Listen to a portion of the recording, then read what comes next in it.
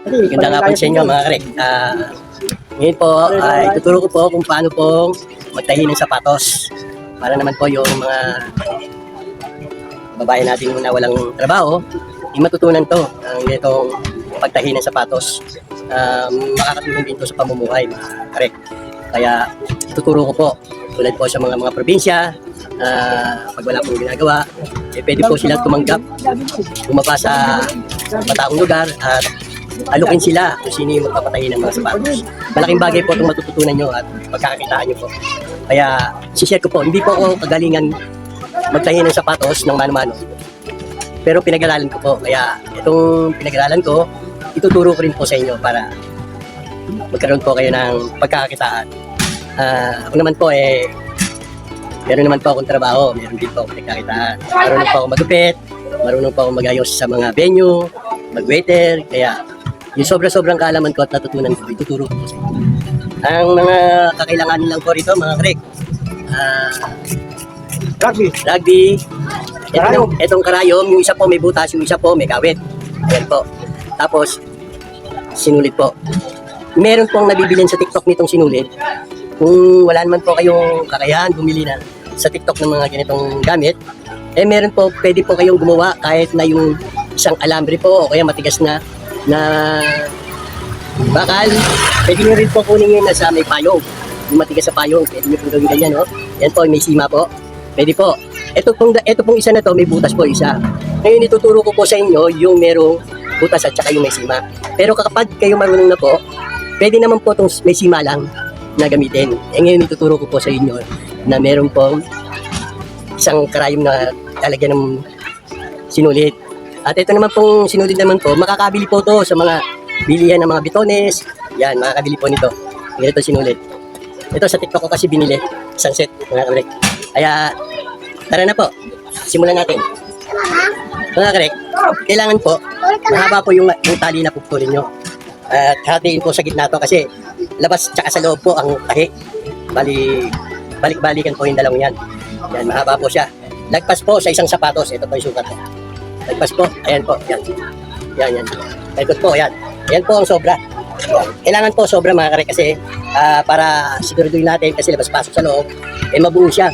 Kung sumobra, mas maganda po. Mahirap po pag umupos. Magdudugtong na naman po kayo ng panibagong tahi. Mas maganda po yung diretso. Ito naman po mga karek, yung may butas po, ituturo ko po. Ito po yung simula. Kalahati po yan, no? Dalawa po, pinagati natin. Isang mahaba po, pinagati natin sa gitna. Ngayon po yung kalahati po. Yung isa po, shoot po natin. Ayan, sa butas na po yan. Yan. Nasuot na po natin yan mga karek. Itutusok po natin ngayon yan. Kung saan po kayo magsisimula. Ayan po. Dito po sa likod. Sa likod. Meron pong guhit yan, no, mga karek, yung sapatos natin. Ayan. Meron pong guhit yan. Pwede naman po yan, kung halimbawang wala pong guhit, pwede po yan gamitan ng yung cutter. Lalagyan nyo po ng dadaanan ng sinulit. Hiwaan nyo po para may dadaanan siya. Kaya, yun po, ganito pong gagawin. Ito, meron naman po. Kaya, doon na lang po tayo susunod. Yan, nyari yan, yung pinakagin. Sa guhit niya. Kaya na kayo, yung sapatos sa inyo po. Papakita ko lang po sa inyo kung paano simula. Yan, tutusok ko na po mga karek. Tutusok na po natin. Ayan mga karek, tinusok na natin. Ayan. Ngayon sa loob po yan mga karek, ayun po. Kunin po natin yung sinulid. Ayan na po. Palulusutin natin yung, yan. Patanggalin natin doon sa may butas. Ayan po. Ito na po siya, nasa loob na po siya. Ngayon gagamitin natin mga karek, kailangan pagpantayin natin yung dulo. Ito mga karek. Pantayin natin yung dulo. Ayan na po. Ayan na po. Yung isa po, nasa loob. Ito po, nasa loob. Yung isa po, nandito po sa labas. Gagamitin natin, ngayon mga karek, yung may butas. Ito, ano lang po, basic po to. Pero yung talagang pag nasanay na po kayo, hindi na po kayo gagamit dito, mga karek. Hindi na po kayo gagamit dito. Ito na po ang gagamitin nyo. Ituturo ko lang po sa inyo, kung bago-bago pa kasi kayo, kailangan po tayo gagamit ng ganito para hindi po kumakula. Pero, mas maganda kung magsisimula po kayo sa ganito, mas sigurado. Pero, ituturo ko rin po, yan. Suot po natin yung nasa labas na sinulit. Medyo mahina yung mata na natin. Yan na po, nakapasok na po. Huwag nyo po isagad mga karek. Yan. Tapos ngayon po, Ayan po, nasa labas po yung ito to. Sa labas po. Sa labas po. Tutusok po tayo mga karek. Makita. Yan, tutusok po tayo rito mga karek. Nang talagang sakto lang yung layo. Yan, tutusok tayo. Tutusukin natin yan. Papaloob. Ayan, pumasok na mga karek. Sa loob, ayan po. Ngayon, hihilain po natin yung papaloob yun. Tatanggalin natin sa pagka-tusok niya doon sa may ano. Pinakakarayom niya. Tatanggalin natin yung ulit sa pinagpasukan ng karayom niya. Kailangan matanggal po. Ayan, ayan mga karek. Hihila ko na po. Saka natin hihilain ngayon yan. Ayan na po, nandun na po sila dalawa. Nakatahi na po siya. Ayan na po. Ayan po yung tahi, oh, mga karek. Ayan po yung tahi, mga karek. Ngayon po, yung pinasok natin na isa, yung isa naman po yung nasa loob, yun po naman natin yung palalabasin. Ang gagamitin po, hindi na po to. Yung isa naman po. Siyempre, naitusok nyo na yun doon sa butas na isa, doon nyo rin po itutusok tong may kawit. Tusok nyo rin po doon sa may pinagtusukan yung isa. Tusok nyo rin po. Tumagos na po sa loob, mga karek. Ang hihilain nyo naman po, yung isa naman po, yung nasa loob. Hihilain nyo po yung nasa loob. Ayan po, madali po. Ang gagawin nyo po mga karek, pag hinihilain nyo na yung pag-hihilain nyo na sa taas, sa labas, kailangan mga karek, ikakawit nyo po doon sa sima. Yung nasa loob na sinulid, kakawit nyo po siya. Paano ikakawit? Bibigyan nyo po ng space para madali pong hilain pa palabas. Hanapin nyo lang po yung kawit. Pag nakawit na po, ayan na po, nakawit po. Ayan, nakawit po. Hilain nyo lang po yan. Palabas. Ayan na po, lumabas na po mga karek. Ayun. Ayan na po, may tahi na po isa. Ayan na po. Yung isa naman po yung nasa loob. Ngayon naman po, ito naman po yung ipapasok. Ngayon po, pag sanay na po kayo, kahit hindi nyo na po ito gamitin. Pero mas maganda kung gagamit din po kayo bago lang po kayo. Paulit-ulit lang po yung gagawin natin dito sa may karayom na isa at saka yun sa may sima. Ngayon kung marunong na po kayo, sa sima po tayo. Sima. Paano ang gagawin po? Sa sima po, ito po gagawin. Dito po kayo sa dulo. Ito po yung sima. Papasok po natin. Kailangan po, para hindi kumawala, kasi pag hindi sanay, nakakawala po siya. Ngayon gagawin nyo po, ipitan nyo po yung ikot doon, at saka natin itutusok. Mga karek, ganun na naman po ang gagawin. Ayan, ayan. Ayan, tusok natin. Kailangan po, huwag makakawala. Ayan, mga karek, tusok na. Ibig sabihin, nasa loob niyo. Ano yun ang problema, mga karek. Kapag hindi sanay tayo, pag hindi nakakawala, hindi pumasok yung sinulid. Babalik ko tayo ulit. Kasi hindi siya pumasok. Hindi pumasok yung sinulid, mga karek. Kaya babalik tayo ulit. Ayan, lalabas natin ulit. Kailangan, siguraduhin natin na hindi po siya kakalas pag tinusok. Patali na naman po natin. Ikot na naman po natin sa sima. At saka natin ngayon, tawakan. Tutusok uli natin doon sa pinagtusukan natin at pinaglabasan. Ay, hindi po. Doon sa bagong bubutasan ulit. Kasi papasok natin to. Yan. Kailangan hindi ko malas. Yan, pasok na. Hindi siya malas, mga karek. Pasok siya. Ngayon, pag pinasok natin yan, ang kukunin natin, yung pinasok natin. Hilain po na natin yan. Hilain po natin, mga karek. Ayun na po. Hilain ko lang po, mga karek. Okay. Ito yung pinasok natin, ha. Yung nasa loob, siya naman ang lalabas natin. Ano po ang gagawin? Yung kawit po na yun, kaya pinasok natin sa sinulid, ha. Tabi natin yun. Ngayon ang ilalabas natin, yung nasa loob. Kakawit lang po natin doon sa kawit para lumabas. Ayan, kinawit ko na, mga karek. Hilain ko ulit. Ayan na siya, mga karek. Nakawit na. Ganun lang yun, paulit-ulit lang, mga karek. Hanggang sa matapos po siya. Panoorin nyo lang po, balik-balikan nyo lang po. Para matutunan nyo. Ayun po, ganun na po, ayun na po. So, ito na naman po ipapasok. Ayan na naman po. Isa na lang po ang ginagamit ko, pero pwede nyo pong gawing dalawa. Yan. Saan po kayo makakabili nito? Punta lang po kayo sa apps ng mga TikTok. Yan, Shopee, yan. Meron pong ganito, binibenta po nila. Hindi ko lang po alam kung magkano yung nabili ko. Ngayon, kung marunong po kayo gumawa nito, mas maganda.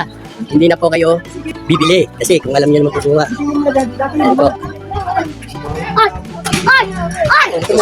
Natin. Ayan. Ayan, pumasok na siya, mga karek. Ayan, nandito na po yung tali. Ayan, natanggalin natin sa sima niya. Ayan, mahila natin yung sa tali. Ayan. Ayan, mahila yung tali. Ayan, mahila na. Pakawalan natin yung sima.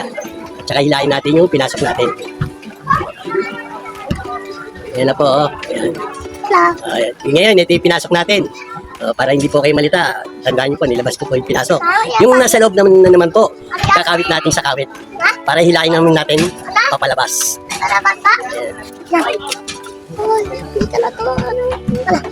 Ayan po, ayan. Ayan. Nailan na natin sa loob. Ngayon ang nasa sa loob naman, yung pinasok natin kanina. Hilahin nyo lang po parang umigpit. Hilahin nyo lang po yung loob, tsaka yung labas. Para umigpit. So, ganun na naman po ang gagawin natin. Hindi na natin ginamit yung karayom. Butas, may butas lang. Ito na, sima na yung diretso. Alin sa dalawa, kung alin po yung pwede nyo gamitin. Kaya lang, pag kasi may sima, pag ano, kumakalas. Ayan. Papasok na naman po natin. Ayan. Kaya na, pumasok na. Correct, pumasok.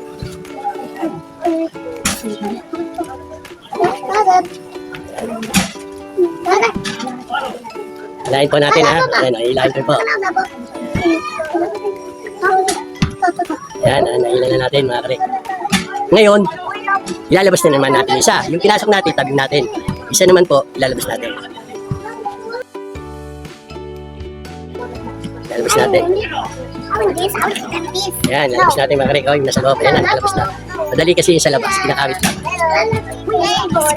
Ngayon, mga correct, kung nag-abot na yung dalawang dulo, ayan po, nag-abot na siya. Isusot natin doon sa yung nag-abot na dulo. Itong ano, magsasalubungin na natin siya. Tapos, paano po magbuhol? Ganito po. Inabot na po yung dulo-dulo. Yan, inabot na po yung dulo niya, mga correct. Susut natin yung doon sa dulo. Nag-abot na sila. Yan po, mga correct, oh. Nag-abot na po yung dulo niya. Ayan. Pasok natin doon, sa butas doon. Yan na po, nag-abot na. Pumasok na po. Dito po kayo magbubuhol, mga correct. Yan po, kung paano po magbuhol, doon po kayo magbubuhol sa loob. Pagbuhulin nyo lang po yung dalawang tali na yun. Bubuhulin nyo po, paano ba magbuhol? Ayan po, bubuhulin nyo lang po ng ganyan. Ayan, sagad nyo po doon sa dulo. Ilahin nyo po muna yung mga tinahin nyo para ikpit po yung tahi. Kaya ngayon nyo po ibuhol. Buhol nyo po. Hanggang baba yun, hanggang sa dulo po, mga correct. Ayan, ayan, hinila ko na. Hinila ko na. Dalawang buhol po o tatlo, pwede nyo pong buhulin. Yan.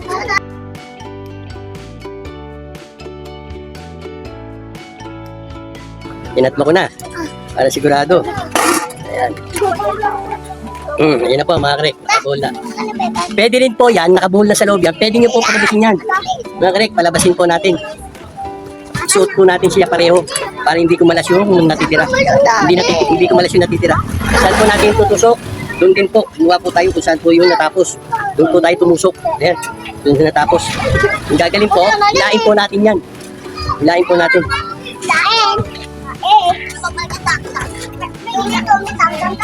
Hilahin po natin mga karek. Hilahin natin. Tapos itusok natin.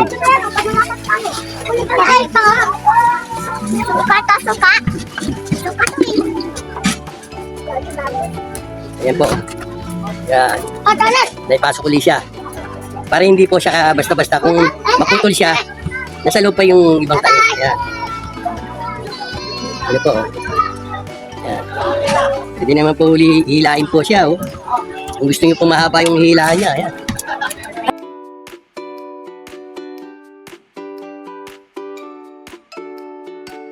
Pwede na rin po putulin nyo na rin po siya. Sa ano? Okay, ko pala. Ayan na po sir. Oh. Pwede nyo pong putulin na ron. Putulin nyo na lang po. Kung gusto nyo pong ano. Ayan na po. Ayan na po. May tahi na po siya. Oh, mga correct. Ayan na po. Ayan na po. Ayan. Ayan. Nakapila rin po. May tahi na po. Ayan. Tibay na po siya. Hindi na po siya buka. Ayan. Sana mga correct. Meron kayong natutunan naman. At pwede nyo po maging pagkakakitaan. Madali lang naman po bumili yan sa mga TikTok lang po mga correct. At kung kaya nyo naman pagbuha ng sima na ganito, yung sa payong, pwede po kayong gumawa.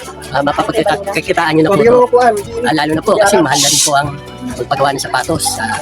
Kahit na sumingil po kayo ng mababa pa doon sa pwesto, at least kikita po kayo at maraming magpapagawa sa inyo. Tiyagaan lang din po ito. Mas maganda po ito kaysa doon sa yung mga ibang klaseng pagkakitaan. Mas maganda po itong sapatos. Nakakalibang din po mag-tayo.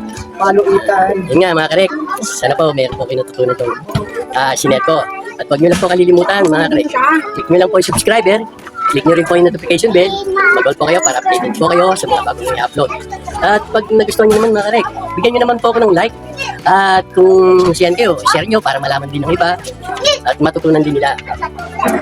Nagpapasalamat ako sa mga silent viewer, sa mga supporter na walang sawang sumusuporta sa channel na to. Maraming salamat po sa inyo. God bless and keep safe. Bye-bye!